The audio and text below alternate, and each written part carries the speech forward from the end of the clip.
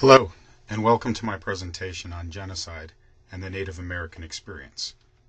First of all, I'd like to thank Dr. Kakers for inviting me or hosting me at History 341. I'm more than honored to be back on Hawk Hill and to be able to share what I've picked up along the way with my fellow Hawks. Thank you.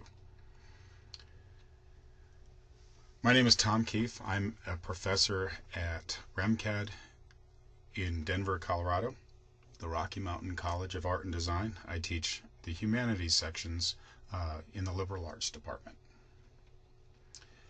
I did go to St. Joe's. I graduated in 1995.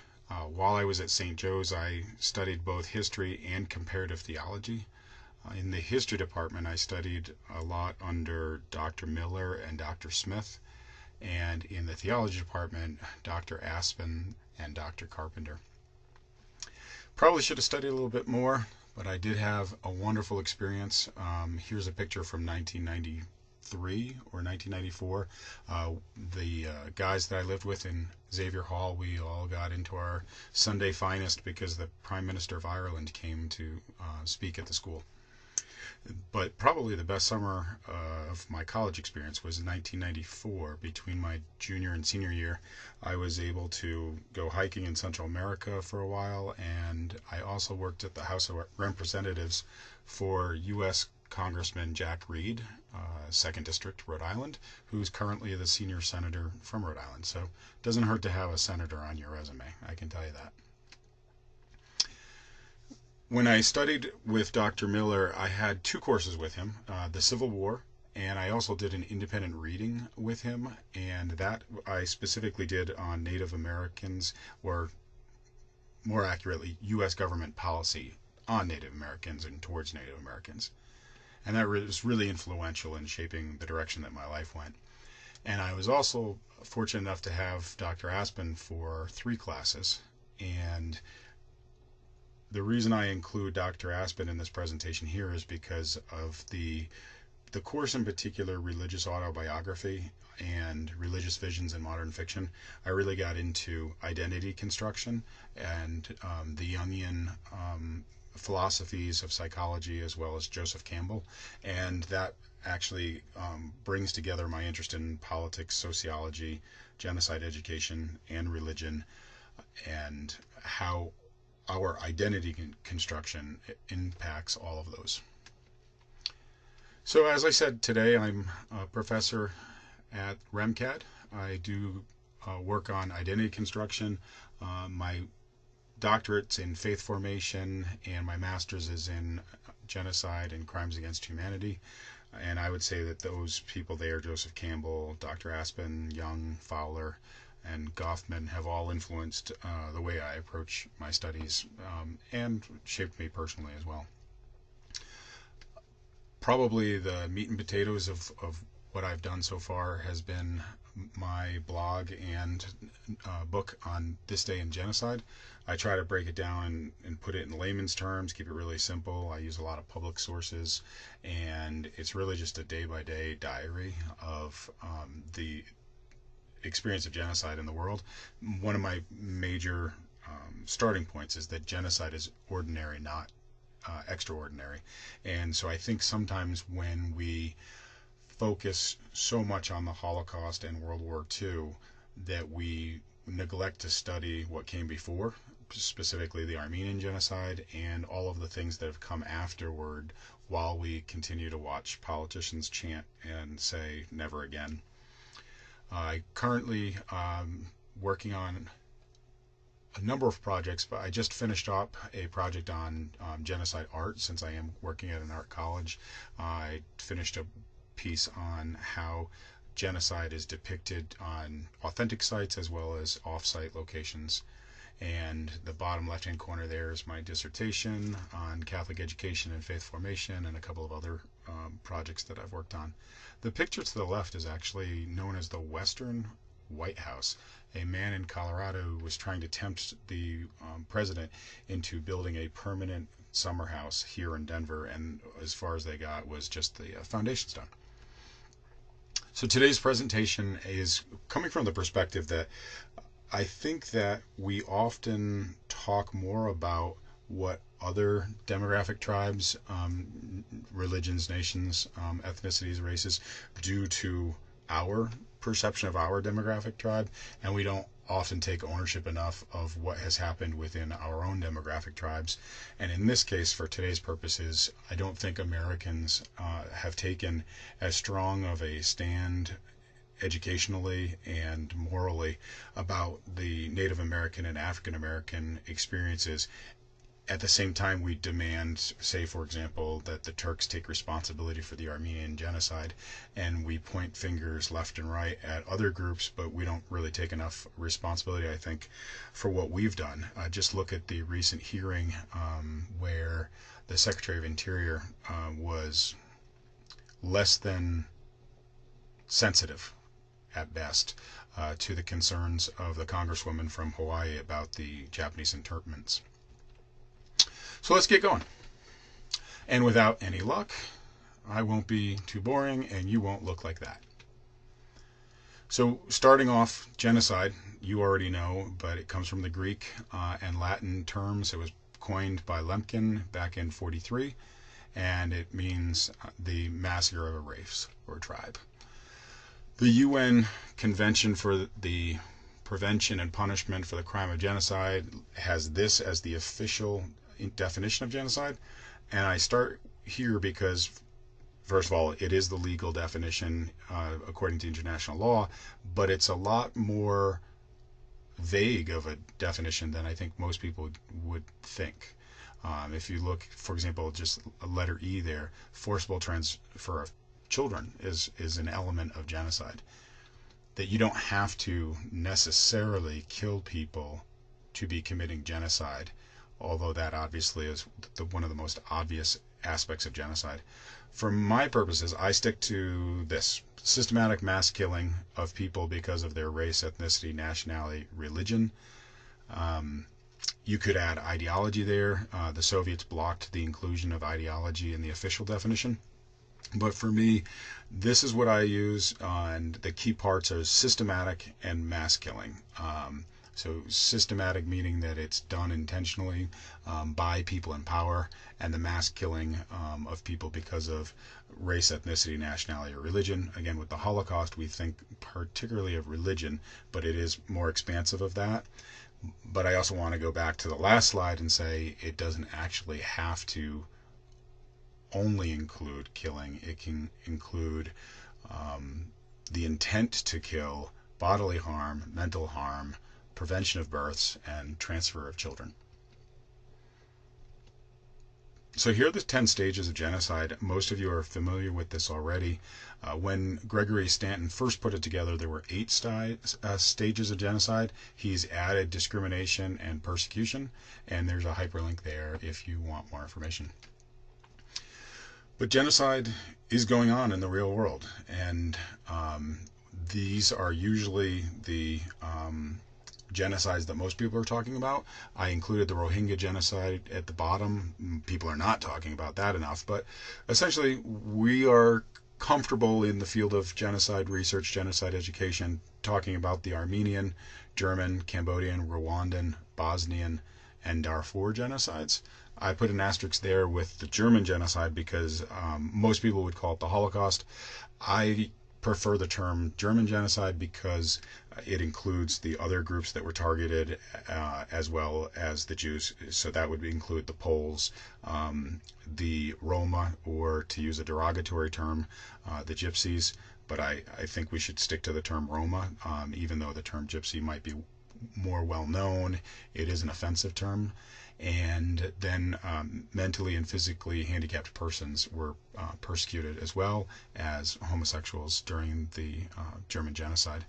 I also like sticking to the names of the countries there: Armenia, Germany, Cambodia, Rwanda, Bosnia, Darfur, because I think that when we talk only about a group of people, specifically the debate that's coming up right now and concurrently going on about the name of the Rwandan genocide, people want to call it the Tutsi genocide, but moderate Hutus were killed as well.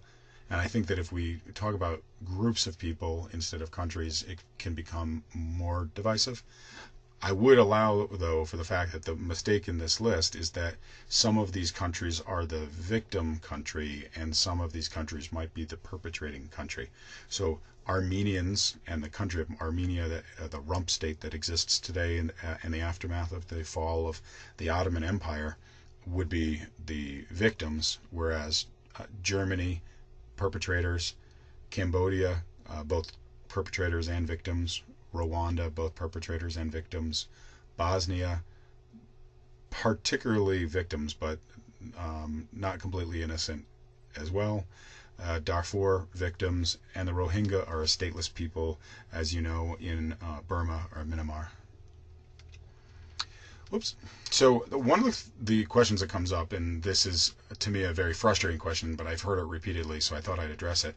Can you have a genocide before 1943? The argument goes that if the term wasn't created until 1943, then there couldn't have been genocides before that. And I would just facetiously tell that to the Armenian people. Clearly what happened in 1915 was a genocide.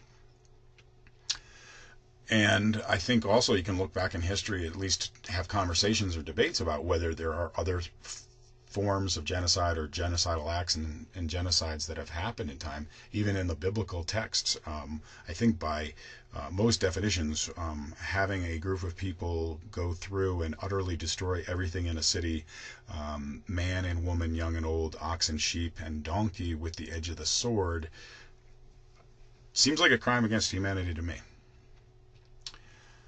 But somebody might disagree. So the debate becomes, what's the difference between a massacre and a genocide? What's the difference between the experience of the Canaanites and the modern usage of the term genocide? To me, the issue is whether there's a conceivable threat to the group performing the massacre or genocide.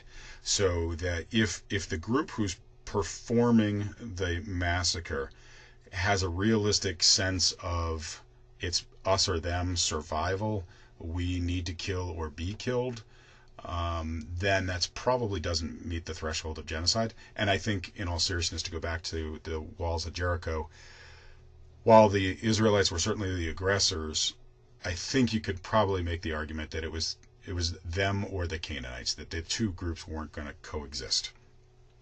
But as an extreme example on the opposite side, 180 degrees, there was no threat to the German state by the Jewish people. That is clearly a genocide. But looking back in history, more questions. Etruscans, Picts, Carthage. I think everybody could have a slightly different opinion. But I think most people would say that these are not genocides, although clearly there are no Etruscans, Picts, or Carthaginians alive today, so they are gone. And we could even make a longer list. The Aborigines, apartheid, Ukraine's Holodomor, the Mayan Guatemalans versus the Spanish descendant Guatemalans, the Hanification of Tibet, the violence between Hindus and Muslims in India, Pakistan, both back then during the creation of the two states, what are now three states, as well as just as recently as the riots in 2002, in which, if you haven't spoken about it or studied it yet yourself, the person who at least could have stopped it, if not is responsible for the actions, is the current prime minister. So there's a lot of interesting aspects of genocide, and one of the saddest aspects of genocide is there is not enough accountability. The fact that somebody can be responsible and still rise up to the highest offices, we would think that wouldn't happen, and yet it does. Here's an interesting map chart that shows just raw numbers of people who were killed in some of these crimes against humanity or genocides. To me, arguing about whether something is a genocide or not at some point is a moot point. If it walks like a duck, swims like a duck, quacks like a duck, it's probably a duck. When people are burying their loved ones, when civilians, women, children, are dying or being sexually and physically assaulted, when people are forced migration, transfer of populations, I don't care what you call it, but it's genocide. So again, genocide is ordinary. It's not extraordinary. And then I'm going to come back to this point at the very end, whether there are nuances or degrees of genocide. So what? Well, I want to talk to you today about whether we could use the term genocide and apply it to the Native American experience. Again, I don't think Americans own their own history as much as we want to judge other nation states for their national failings and sins. So let's just take a look at what happened. When did this become this?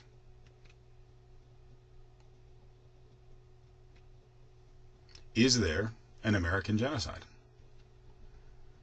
Here's my definition again, just one more time as we move forward. So then the question becomes, were Native Americans killed by Europeans or European Americans? Were they killed in large numbers? Were they killed because of their race, ethnicity, or religion? I think it's fair to say that all of those things are affirmative. So the question remains, was it systematic? Therefore, was it a genocide or not? The 10 or 8 stages, we're going to use these 10 stages again and just go through methodically. First stage, classification, an us versus them. Well, yes, Cherokee versus Georgia, 1831. And us versus them. The fact that the Supreme Court of the United States, John Marshall, says that the Cherokees are a dependent nation, okay, creating a alternative relationship. And the fact that the Constitution itself, the basis for his decision, says to regulate commerce among foreign nations, among the states, and with Indian tribes, creating an otherness. So classification. Symbolization. Do we and have we used symbols to apply to Native Americans? And I would say, assuming it's also done in a derogatory way. Well, just look at the expressions we use. Mohawk, scalping, ticket scalping, Indian giver, climbing the totem pole, low man on the totem pole, which my friends, the Sagpisen family, would be the first ones to tell you is not only offensive, but it's logically wrong too, because the low position on the totem pole is the most important position. So that's ignorant racism on top of everything else. And even just the having a meeting and calling it a powwow is insensitive to the fact that a powwow is a religious celebration for Native Americans. We wouldn't use the same terminology cavalierly about other people's holidays. Like if I was inviting people over to dinner, I wouldn't say, hey, you want to come over and have a Passover with me? That we recognize that the Passover is a special term for a special meal of the Jewish people. And yet we don't have the same respect for Native Americans. And I'm not even going to say the terms on the right out loud, but I'm pretty sure that that's an example of symbolization and using derogatory terminology. Chief Wahoo finally, was it 2018, is being retired by the Cleveland Indians. Discrimination. Does the dominant group use its political power to deny the rights of other groups? I don't even know why we have to get too detailed into this. It's so obvious. The fact that the ghost dance, a religious celebration of Native American spirituality, was legally banned in the United States. And the fact that Native Americans were not even affirmed citizenship until 1924.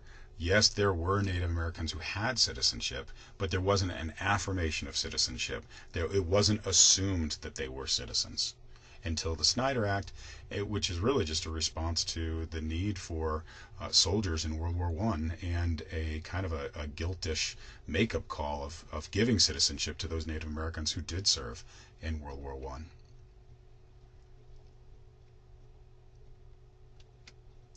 Stage 4, dehumanization.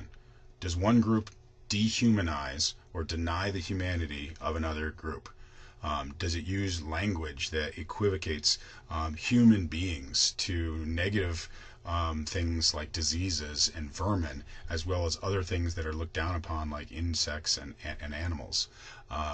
And again, as I have here in a disclaimer, I put some pretty offensive pictures in here. I'm trying to make a point, and I think sometimes when we hide behind politeness, we make it harder to make a really obvious point.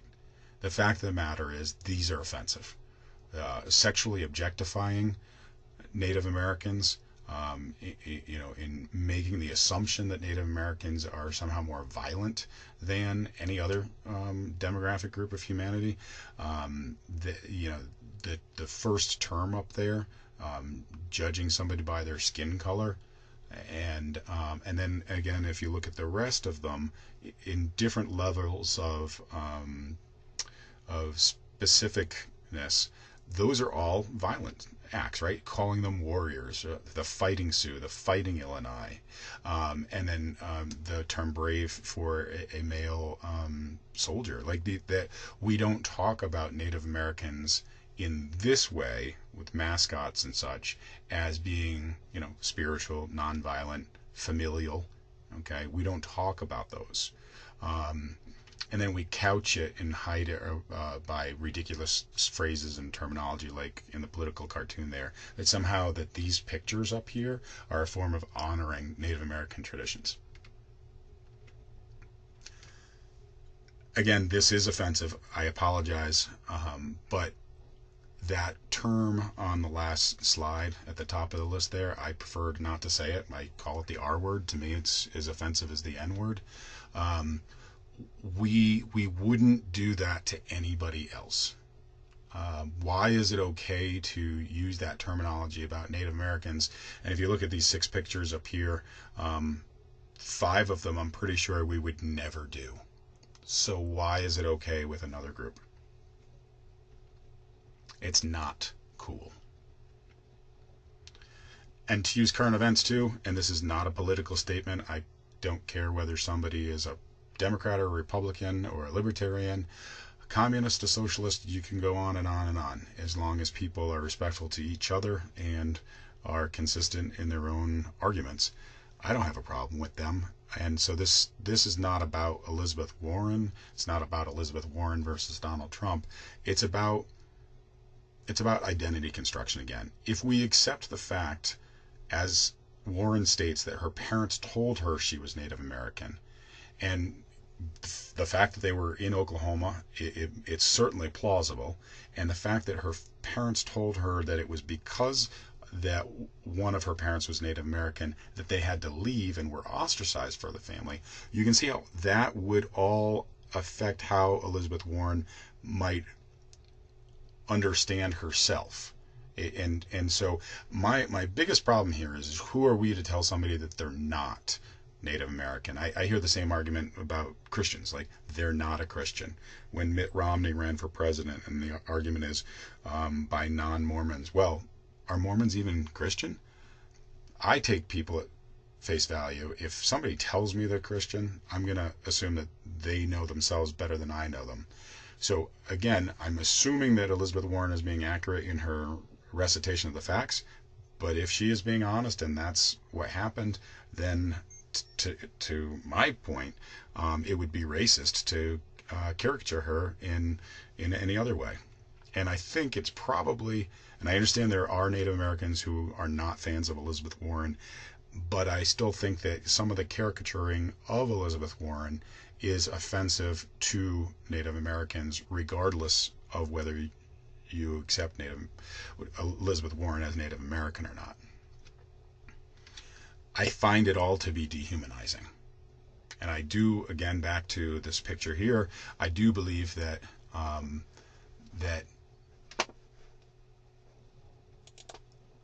that the picture on the screen right now, and I have no idea why that just happened to my computer. I think it was because Facebook jumped in.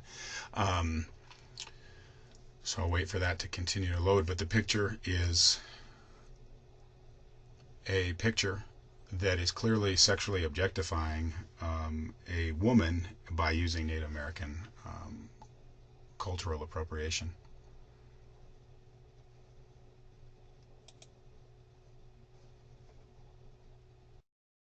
All right, let's see if we can get this back in action. Sorry about that. So as I said, dehumanization and objectification, two pieces of the same stage. Stage 5 is organization. Genocides are always organized, usually by the state. That's an interesting point for this particular presentation. What state actors were used and how much did the state actors know? But, for example, in Darfur, the Janjaweed is clearly being manipulated by the government of Sudan to go ahead and orchestrate the genocide. And as I mentioned, the current leader of India was the political government responsible for that region of India who could have suppressed the mobs. And in particular, the fact that the mobs that were going around had voter registration lists, which had the religion and addresses of the people, and even water bottles and cell phones, shows the level of organization by the state to support it.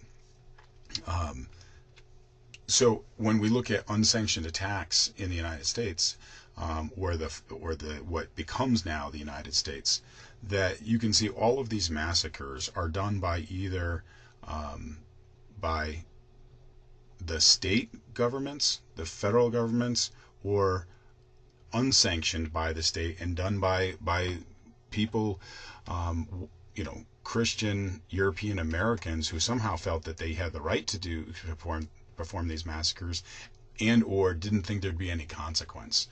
The Great Swamp Massacre happened next to my house back in Rhode Island. And it's also interesting that, I'm calling these massacres, but if you Google these, a lot of them will come up with the name battle instead of massacre. The Great Swamp Battlefield versus the Great Swamp Massacre.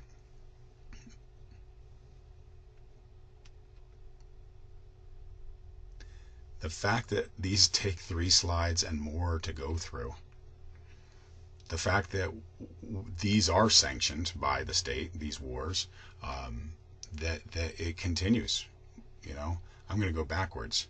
So we have these sanctioned wars and these unsanctioned massacres. These are a lot of events. And to think that these events are somehow all unique and exist on their own, I think is willful ignorance. Look at that. 1911, 1911, 1918. There is a long history of organized violence against Native Americans in the United States and in United States history.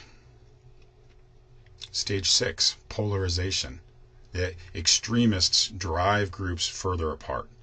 Specifically, as an example, in Rwanda, the militant Hutus dividing moderate Hutus from Tutsis, using inflammatory language and media to push the two sides apart even more.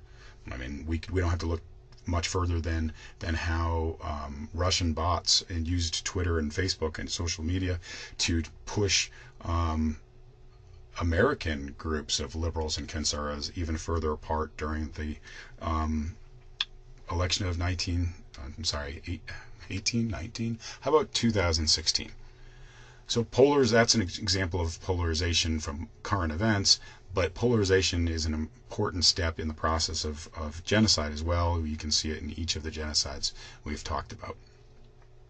Well, the fact that marriages were banned between racial groups in the United States until Loving versus Virginia. Now, yes, Loving versus Virginia was a case about Caucasian sub-Saharan African marriage bans, but that there were other marriage bans as well, and even specifically that limiting adoptions as a form of yes, the pro argument is it's maintaining tribal purity, but the con argument is you're preventing the natural mixture of people based on their own race, ethnicity, religion, to have any limitation legally on people's free right to assemble, to me is a violation of the First Amendment rights. And here in Colorado, there was a newspaper just closed a few years ago, the Rocky Mountain News. Listen to this language. the dissolute, vagabondish, brutal, and ungrateful race. Okay, I'm going to go with that. That's pretty polarizing language for moderate European Americans and Native Americans to have that kind of divisive language printed in newspapers. To me, is we were just talking about the First Amendment. I go back to the First Amendment. Somebody might say that that's the freedom of the press, and I would say that that goes beyond the freedom of the press because you're using it to incite violence. So I know we're going relatively quickly, but we've classified, symbolized, discriminated, dehumanized, organized, polarized. So preparation. Okay, a national dominant group prepares for the end game of the genocide, the so-called final solution that the Nazis came up with, the militant militant Hutus that were targeted by the militant Hutus who were targeting the Tutsis, the Turks who were targeting the Armenians, and so forth and so forth. The idea of having a plan in place to go after the target population. And what do? We have put in a plan in place. We created an Indian boarding school system across the United States where we took the children of the tribes away from them. And as the quote said, kill the Indian in him and save the man. That these Native American boarding schools, which were all across the United States, I believe the first one is in Carlisle, or actually there might have even been another one in New Jersey before that, but Carlisle, which is where the United States Army's War College is one of the most famous of the boarding schools. And what did they do in these boarding schools? Forcibly cutting hair, forced them to wear Western clothing, banned the indigenous language, forced conversion. And specifically that school in New Jersey I was talking about was the first industrial work school. Okay. Well, I've seen this in history before. I've seen pictures on the right there where a Jewish man was forced to cut his beard. For an Orthodox Jew, the beard is part of their religion and their sense of identity. Similarly, the longer hair that we're familiar with Native Americans is part of their identity, and to forcibly cut it is part of the preparation that goes into orchestrating a genocide. So to me, the Nazis cut Jewish beards, Americans forcibly cut Native American hair. Nazis forced the Roma to wear Western clothing. United States forced Native Americans to wear Western clothing at these boarding schools. The Armenian schools in the former Ottoman Empire and the new Turkish government in 1915 were forcing Armenians to learn Turkish. Americans forcing Native Americans to learn English. And there's nothing wrong with being allowed to learn a second language, but to force them to not be able to learn their own indigenous language, makes it that much worse. The Khmer Rouge forcibly converted people to atheism, and here in this country we forcibly converted Native Americans to Christianity. The Nazis had those work camps and death camps with those famous lines, freedom through work, and we had industrial work schools for the Native American children as well. Is it all the same thing? No. Are there very, very clear parallels? Yes. Yes, there are.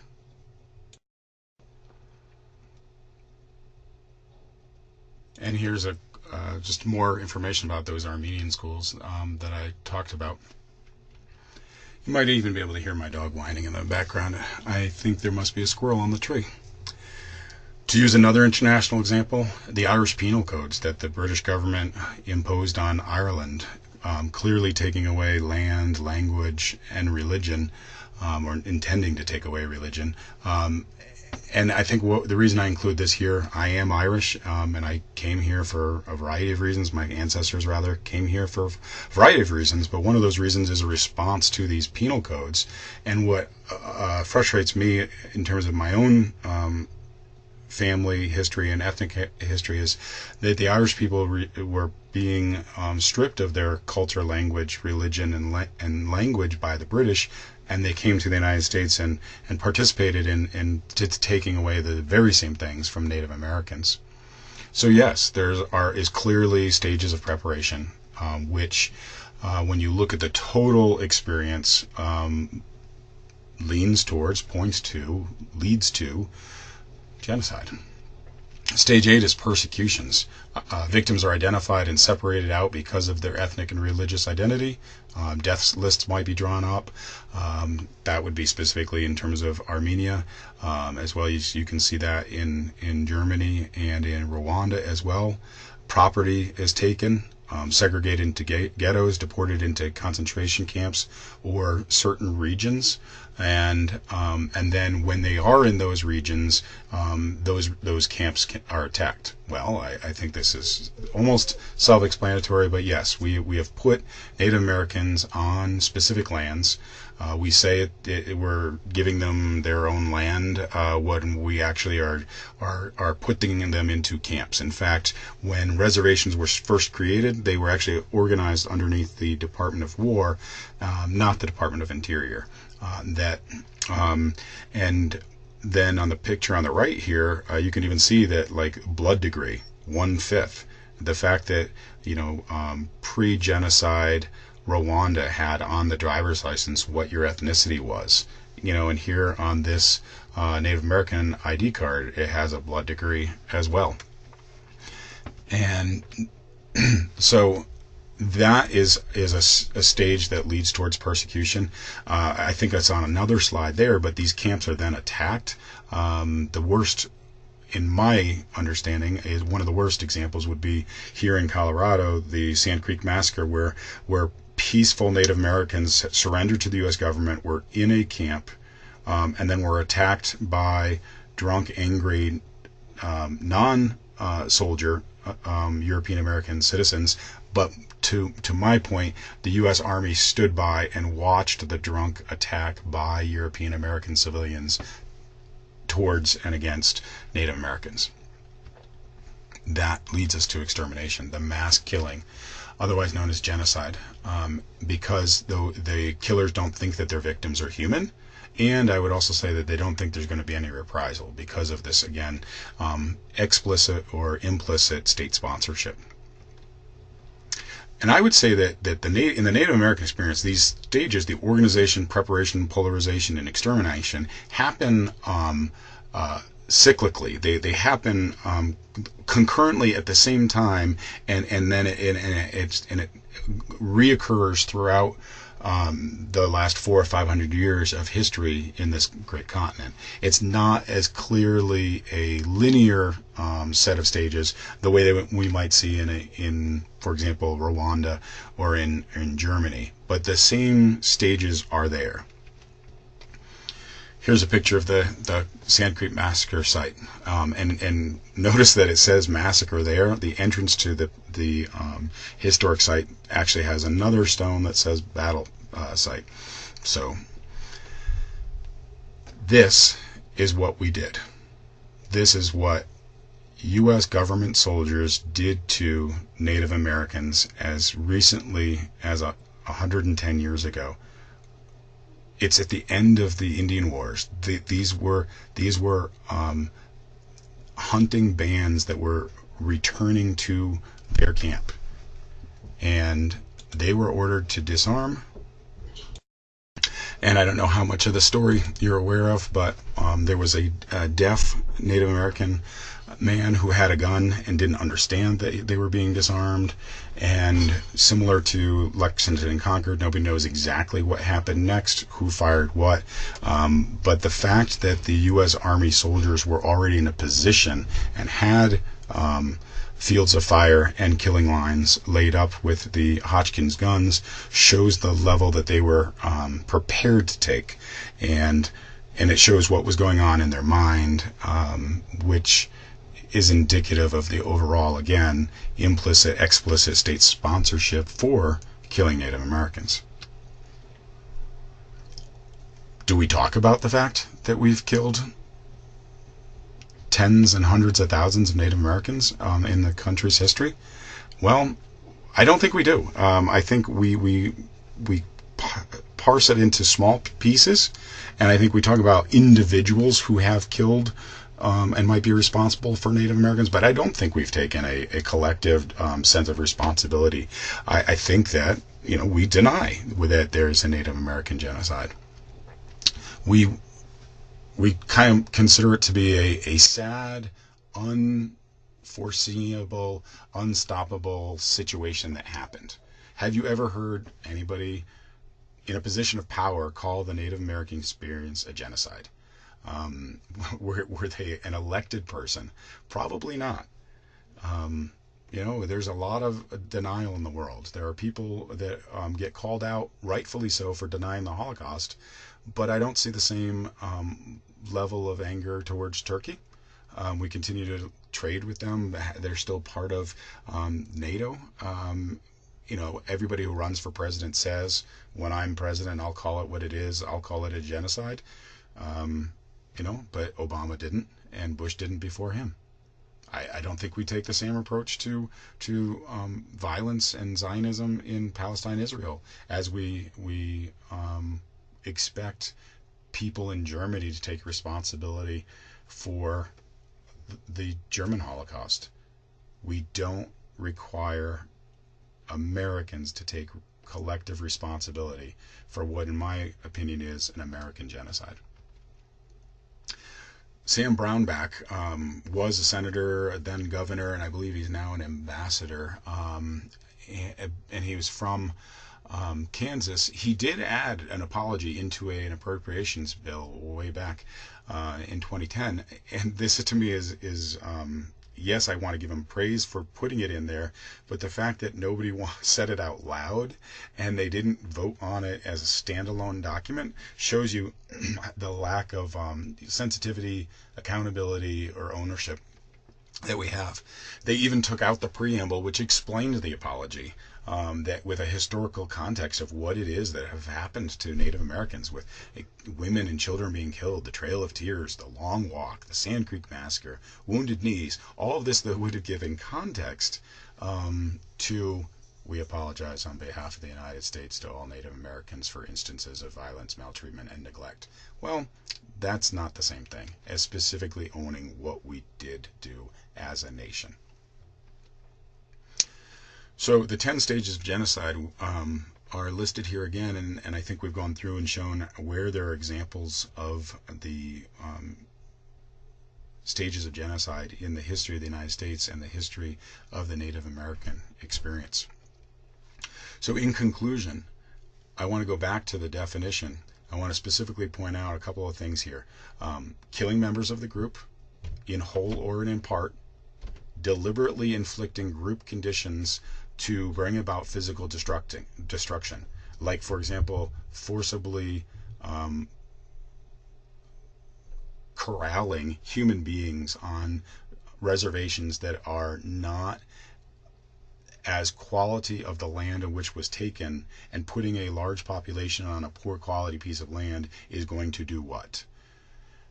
And also we talked about the forcible transfer of children, those Native Americans being forcibly transferred to Indian boarding schools and being raised as European Christians, and their own culture, ethnic, and religious group identification being destroyed. So, yes, Native Americans were killed by Europeans and European Americans. Yes, Native Americans were killed in very large numbers. Yes, Native Americans were killed because of their ethno-race and religion. So what's wrong with my argument? I think that the two things wrong with my argument, the cons to my argument that need to be acknowledged, is the time factor. And I put an analogy there to the sanctions in South Africa. People always say how the sanctions worked in South Africa, and my argument was always, well, the sanctions were in place for 20 or 30 years, depending on what you consider the beginnings of it. How long do you give sanctions before you can no longer give them credit for having had an influence? I'm always suspicious of that. So similarly, when we look at the other genocides that are collectively accepted, there is a finite period of time. There's not really a finite period of time that we're talking about when we talk about the Native American experience, whether it's be 1492 or 1607 with the first English colonization of North America. That leading right, I mean, Native Americans are still on reservations. They still lose benefits if they leave the reservation. Just recently in Rapid City, South Dakota, they were still targeted, children targeted with racial and ethnic vulgarities, and had beer poured on them because they were representing a Native American school. A second vulnerability to my argument is the person factor. That when we look again at that list of accepted genocides on the left, well, we talk about Ataturk being an instigator, or the three pashas at least, as primary instigators of the genocide. In Germany, we all know Hitler and Himmler and so forth. Cambodia, Pol Pot. Bosnia, Slobodan Milosevic, and Rwanda. We have the junta of militant Hutus that were responsible, and in Darfur we have Omar al-Bashir. There's not a specific person that we can blame as a overarching coordinator of genocide against Native Americans. And in fact, George Washington had a pretty positive relationship with, in particular, the Chickasaw. No U.S. president clearly ordered crimes against humanity against Native Americans. Now, people within the U.S. government acting underneath the authority of the U.S. presidents did things. But, I mean, Ulysses S. Grant even, tried to hire more Quakers for the Bureau of Indian Affairs, because he understood that other European Christian Americans were not taking a compassionate approach. So those are the two weaknesses in my argument. Time, that this period that I'm describing goes on for 400 or 500 years, and the fact that there's not a clear bad guy at a high position of power. There's clearly bad guys at lower positions of power. So the question is, again, genocide or not genocide? That's the question. We can all agree that unethical behavior was exhibited and the deplorable events happened. I think good people can disagree whether it was a genocide or not. I do think that it's important that before you agree or disagree whether it's a genocide, it's important to go through the process of understanding and acknowledging the unethical behavior and deplorable events. It's part of that walk a mile in my shoes. Understand what happened and then come to a conclusion, as opposed to a knee-jerk reaction to deny something without studying what it was that you're denying. Native Americans have their opinions as to what happened, and no, not all Native Americans have the same opinion. For example, I told you I wouldn't say the R word. I don't even feel completely comfortable saying the term Indian. However, the work I've done on reservations in South Dakota, there are people that call themselves red men, or they call themselves Indians all over. I choose to not use that terminology, but that doesn't make me right or me wrong. It certainly doesn't make people who use the terms who are Native American right or wrong. I would caution people who aren't Native American to be more judicial.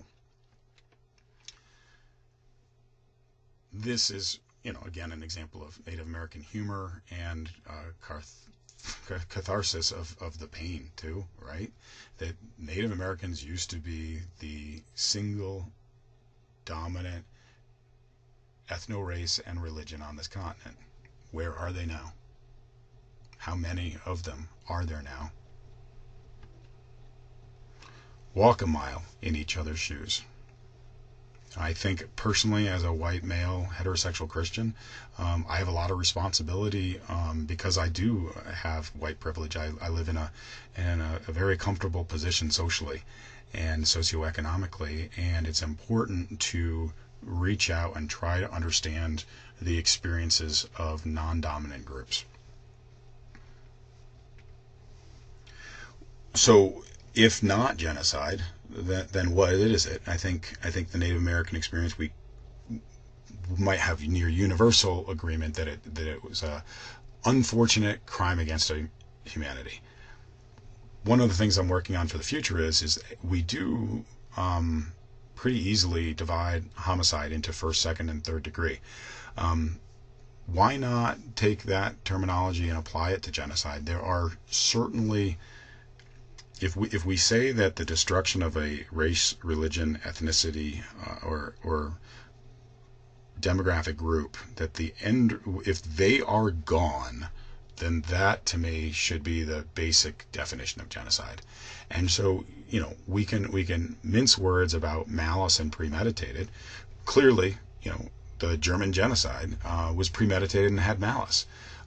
You could say that aspects of the Darfur genocide, maybe even aspects of the Bosnian genocide, are done with malice, but maybe not premeditation. I mean, I reserve judgment. I have my own opinion, but I know there are people who will acknowledge that violence and death happened, and they get tied down. They become uncomfortable with the term premeditated. And then there's third degree, without intent. Or without malice. I'm not sure you can have a genocide without malice. You can have third degree homicide. You can have involuntary manslaughter, death without malice. I think, for example, there's a famous case out of Michigan where a one high school student pushed the other. The victim fell back and he hit his head, the back of his skull, at the exact angle which caused swelling and death. The intent was not to kill a human being. There was not intent to commit murder with malice. That's understandable from a homicide perspective. I'm not sure it would exist if we were to play this academic exercise and see if we could have a more codified and expansive definition of genocide. But I do think maybe first degree and second degree would be a way to go, where we can acknowledge when it's happened without mincing words about premeditation or not. I guess I would finish on this slide by saying, if you're the relatives of somebody who has been murdered, you might not be comfortable with second degree or third degree. You might think it's first degree all the time. And I think the same thing probably would happen if we were to use divergent terminology in terms of genocide as well. But, maybe there's something. Maybe somebody besides me can come up with better terminology where we can affirm and label at the same time. I remember as a kid that Iron Eyes Cody would be on TV with public service announcements all the time, and the announcer, while Iron Eyes Cody would tear up in a very solemn, powerful visual, the narrator's voice would say, people start pollution, people can stop it. I would say people started genocide and other crimes against humanity, and I believe that people can stop it too. Congratulations, Hawks. You have completed my crash class on Native American genocide. That's all, folks. And remember, the hawk will never die. Thank you. And thank you very much for your participation, attention, and welcoming me back to Hawk Hill. The hawk will never die.